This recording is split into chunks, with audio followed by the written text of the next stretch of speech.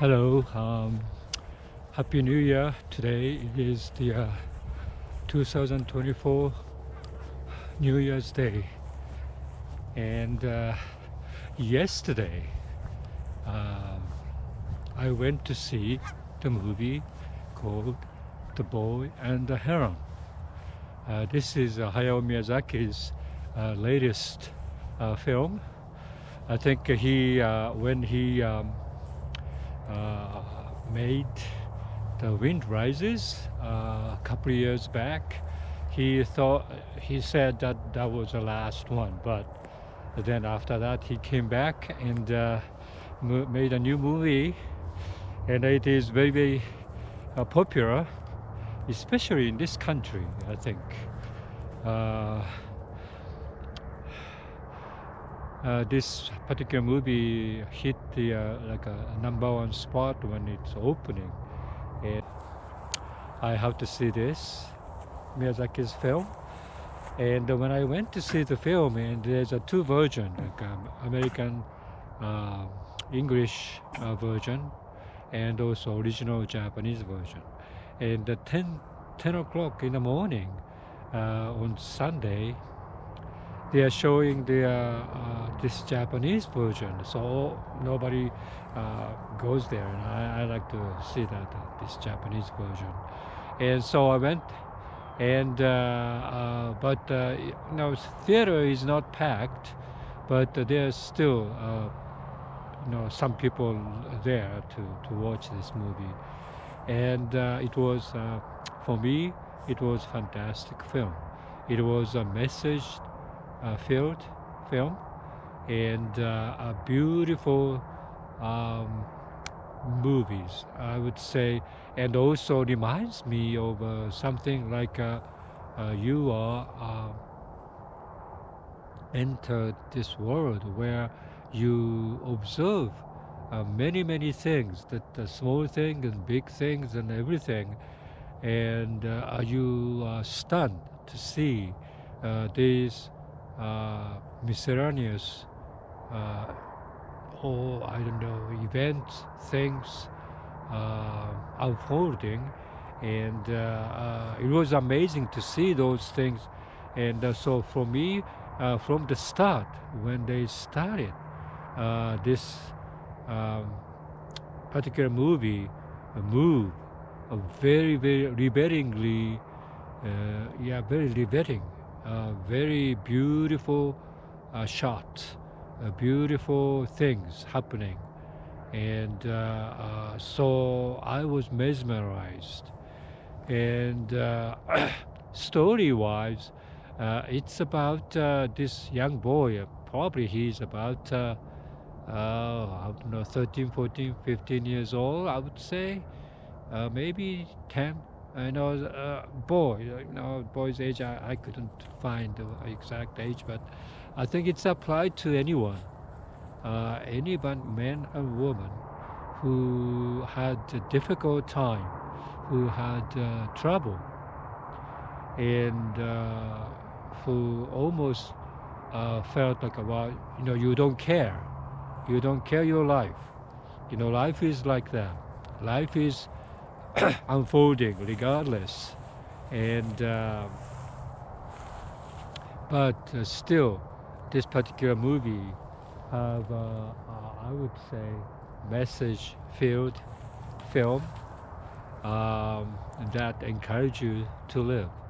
And I think it's about the very beginning. It shows. I was wondering what it's about, what is uh, Miyazaki was trying to say, and so I was like paying attention.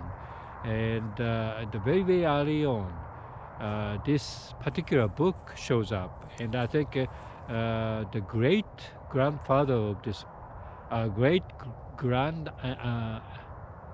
uncle, or maybe great grand uncle, um, the story comes up there, and he was the like a bookworms.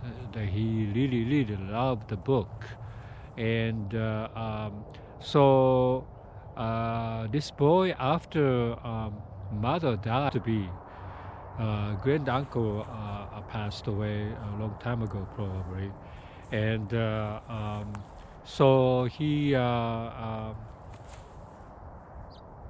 visit there, and he visit his house, old house, and he found this whole bunch of books scattering around. One of the book, you can see the title and the authors, and it is about this particular movie's Japanese original title, How Do You Live? This particular book, you can also, English translated, you can buy the book at Amazon, and it's a bestseller now because of the movie, I would say. But anyway, so this is like a children's book. Evidently, Hayao Miyazaki read when he was a child, and it's about I would say like a teaching to the kids how to live in this world, in this chaotic world. And this particular titles and the authors and the books showed up in the very, very beginning.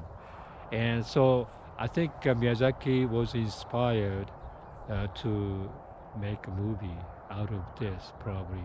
But it's not.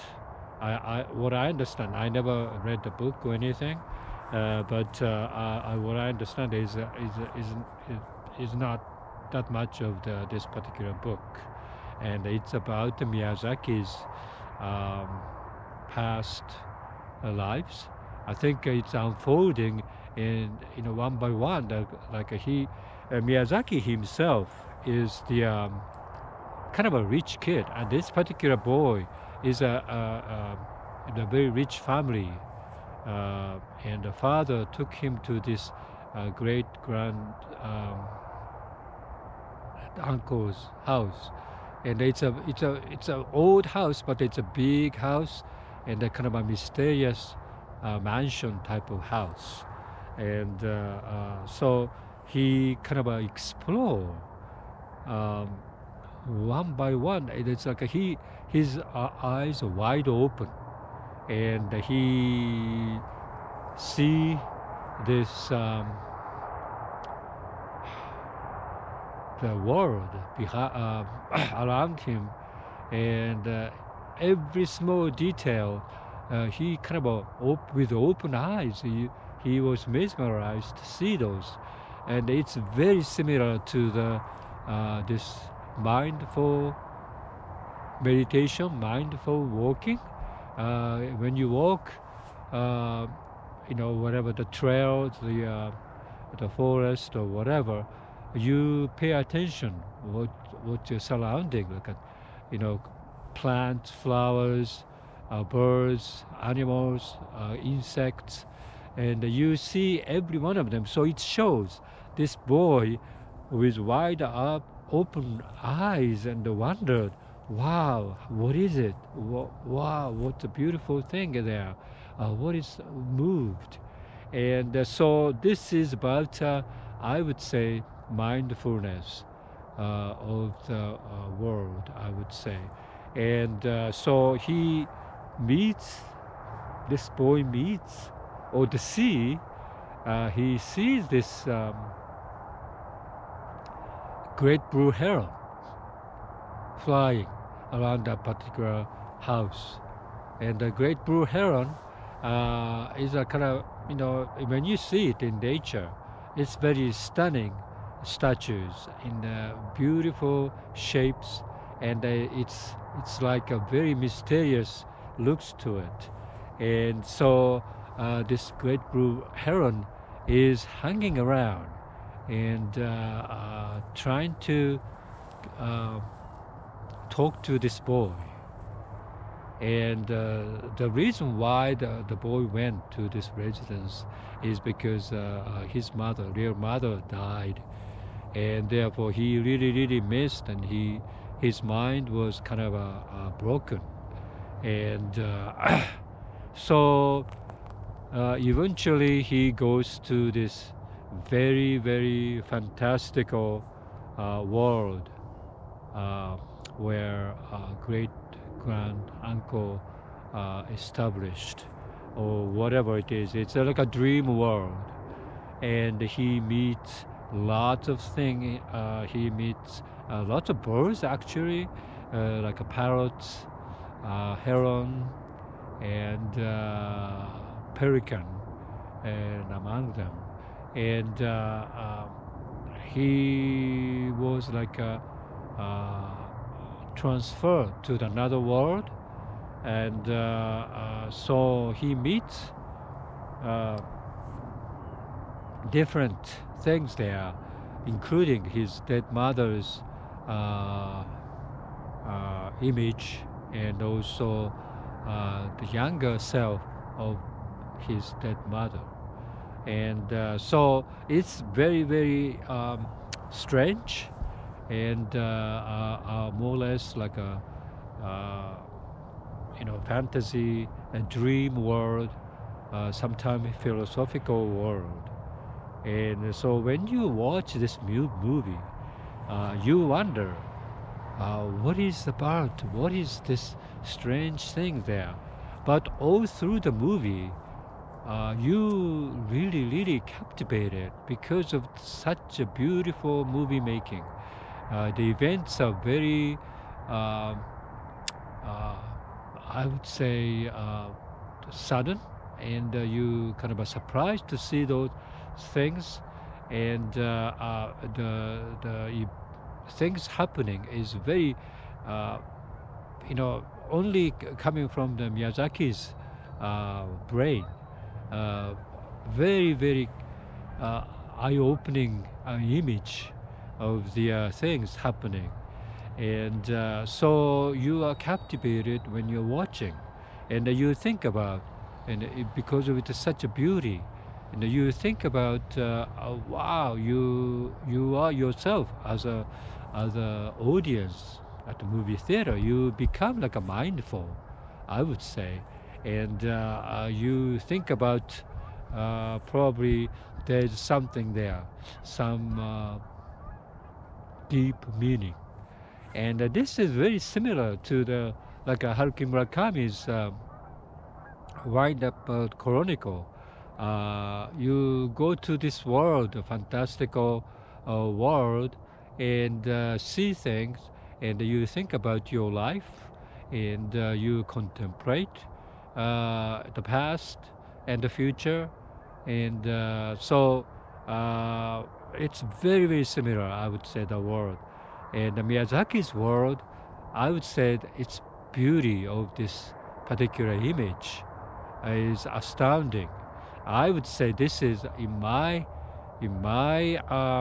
taste. I think this is the best film of 2023. Although I didn't see many films, the father and the great grandfather maybe um, established this Miyazaki airplane company, and produced lots of small airplanes, and so he grew up in that kind of environment, and kind of a Miyazaki himself is a rich kid, but also exposed to the science of flying, and that's why all his movie has lots of airplanes, lots of flying in the sky, um, you know.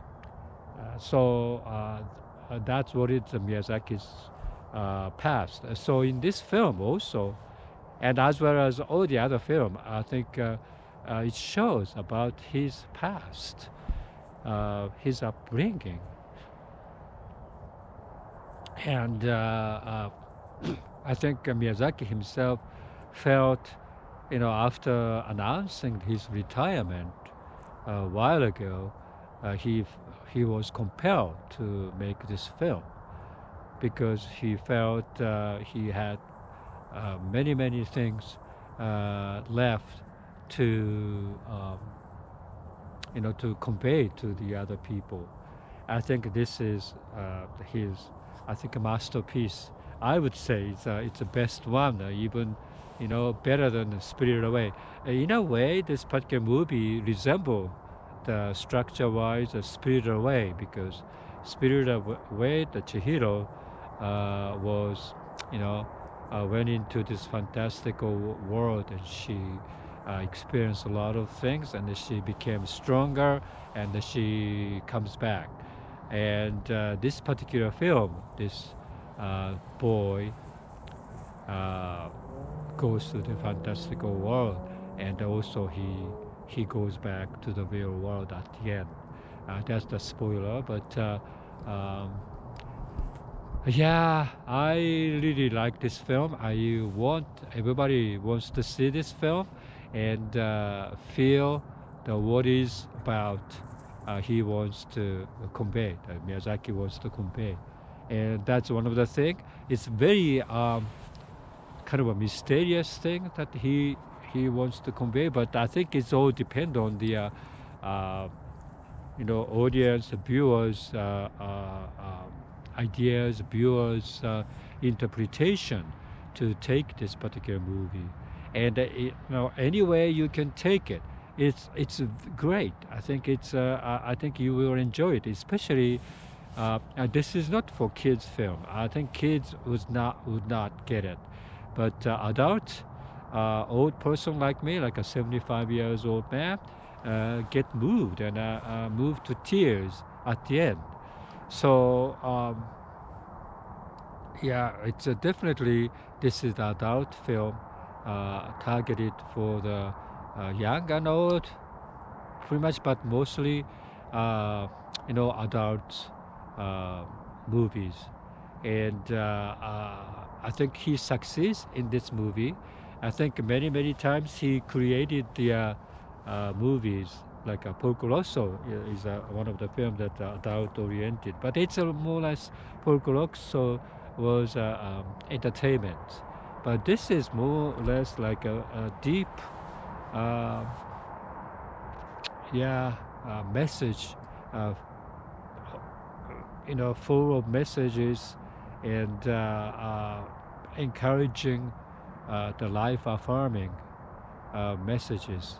And so, uh, for me, I think even though I felt my understanding is maybe very my own, my interpretation, and but that's good enough for me. I think if you go into the internet and you can find a lot of theory uh, what is about this particular movie. But I 100% recommend this particular movie. This is like a January 1st, 2024. Yeah, it is kind of interesting. It's a very bright day today in here, and I think quiet more or less because today is a holiday, and you get kind of a renewed feeling of New Year's Day. And but if you haven't seen this particular movie, go see it. Okay?